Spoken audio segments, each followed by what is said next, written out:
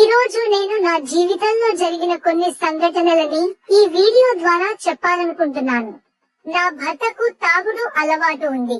నాకు మొదటి నుంచి ఆ కోరికలు బాగా ఎక్కువ. నేను చాలా అందంగా ఉంటాను. నా బాడీని చూస్తే ముసలోడు సైతం నన్ను మింగాలనుకుంటాడు. అలా ఉంటాను. కొంతకాలం నుంచి మా ఆయన నన్ను మింగడం పూర్తిగా మానేశాడు. డైలీ ఫుల్ గా తాగి పడుకుంటున్నాడు. మా ఆయనకి ఒక తమ్ముడు ఉన్నాడు. తన పేరు రాజు.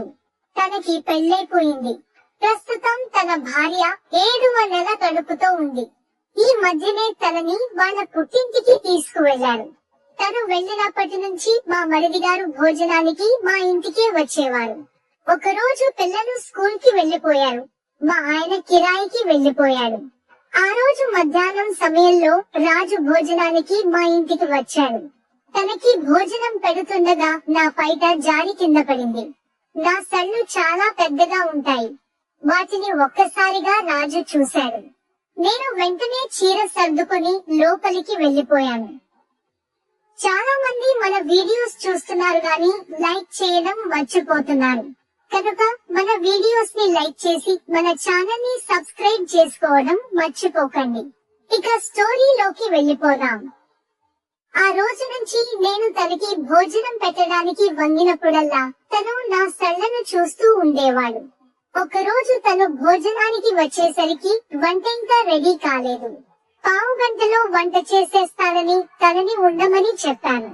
నేను కిచెన్ లో వంట చేస్తుండగా గుమ్మం దగ్గరికి వచ్చి చాటుగా నా చీరసందులో నుంచి నా సళ్లను చూస్తున్నాడు. తను అలా చూడడం నేను గమనించాను కానీ ఏమీ అనలేదు. నా మనసులో ఏవేవో ఆలోచనలు. కొంతసేపు తర్వాత తనకి భోజనం పెట్టాను. తను వెళ్లిపోతూ నన్నే చూసుకుంటూ వెళ్తున్నాడు. నేను తనని వెనక్కి పిలిచి బెడ్రూమ్ లో ఫ్యాన్ తిరగట్లేదు, ఒకసారి చూడవా అని చెప్పాను.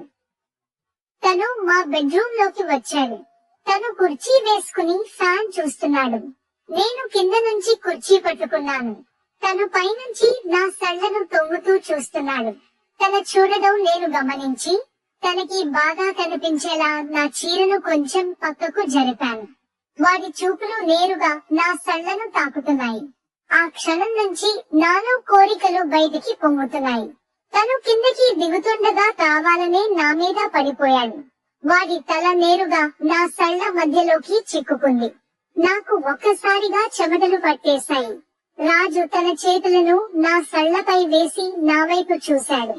నేను మౌనంగా చూస్తున్నా. తర్వాత తను 2 చేతులతో నా సళ్లను బాగా పిసుకుతున్నాడు. వాడి పిసుకుడి ప్రభావం వల్ల అవి కొంచెం పెద్దగా మరియు గట్టిగా తయారయ్యాయి. ఒక అడుగు నేను ముందుకేసి తనకి ముద్దులు పెడుతున్నా.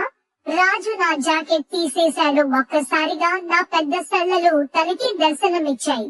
వాడు వాటిని తన నోట్లో పెట్టుకుని కొరుకుతున్నాడు. వాడి పనికి నా ఆకులో రసాలు మరిగిపోతున్నాయి. ఎంతో కాలంగా దుమ్ము పట్టిన నా ఆకుకి ఒక కొత్త రూపం వచ్చినట్టు అనిపించింది. నేను తన ప్యాంట్ మీద నుంచి తన గడ్డపారని పట్టుకున్నాను. వాడిది చాలా పెద్దగా, వేడిగా కూడా ఉంది.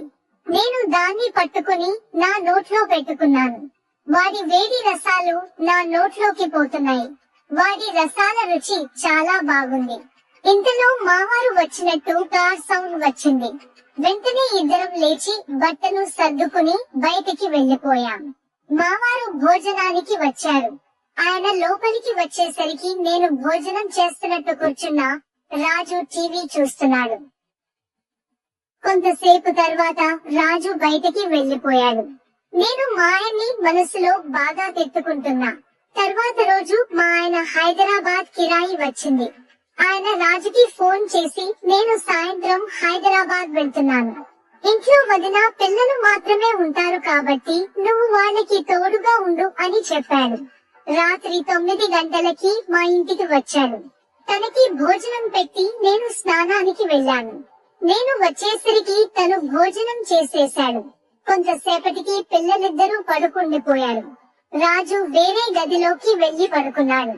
గంట తర్వాత నేను రాజు పడుకున్న గదిలోకి వెళ్ళాను. తను నా కోసమే చూస్తున్నాడు. నేను వెళ్లి ఒక్కసారిగా తన మీద పడిపోయాను. కొంతసేపు తను నా ఒళ్లంతా ముద్దులతో చంపేశాడు. తర్వాత తన గడ్డపారని నా ఆకులో పెట్టి రాత్రంతా నిద్ర లేకుండా తన రసాలను నా ఆకులో కుమ్మరించాడు.